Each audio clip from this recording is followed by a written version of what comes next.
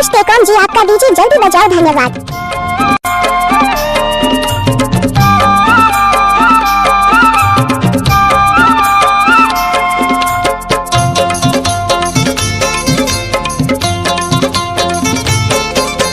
कांदी रे लुए कड़क बोझा, कड़क बोझा तो लगा जब अगोरे मेरे के ओधा काया सदा फूल। तोरे लाली लहर के लहंगा, मोरे कौड़ी नगर के बिदिया, सिरी पाटन के मचोली मजो हिलानी लागे रे। सिरी पाटन के मचोली मजो हिलानी लागे रे। आमा के फलती कुआ के झरती,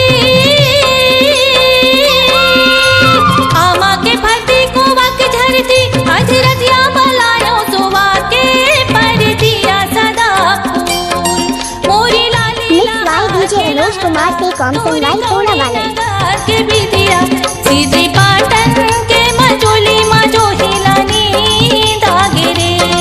सीधी पाटन के मचोली मजो हिलानी दागे रे।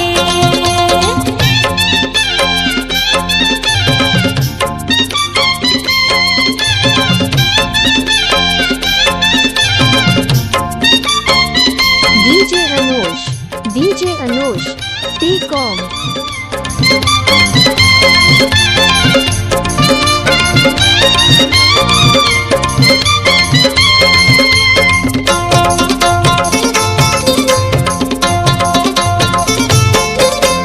पानी रे आए धर लटेंगना, पानी रे आए धर लटेंगना, मेहा दुरिहाले देखे तोरे चरेंगनाया सदा फूल।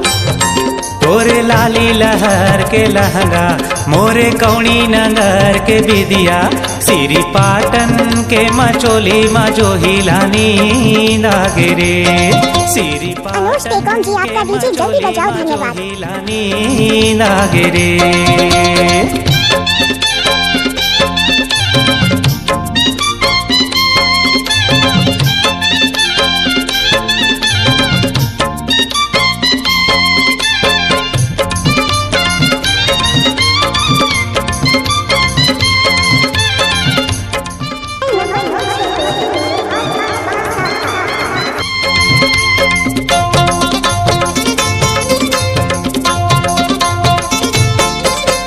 तोरे मोरे बोली अगम जानी, तोरे मोरे बोली अगम जानी, गठरी में गुड़ चिउरा चरूमा, पानी गाया सदा फूल।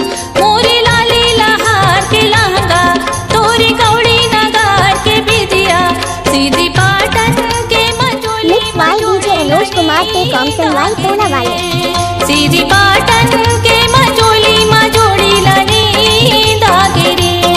सिरी पाटन के मचोली मजो हिलानी लागे रे।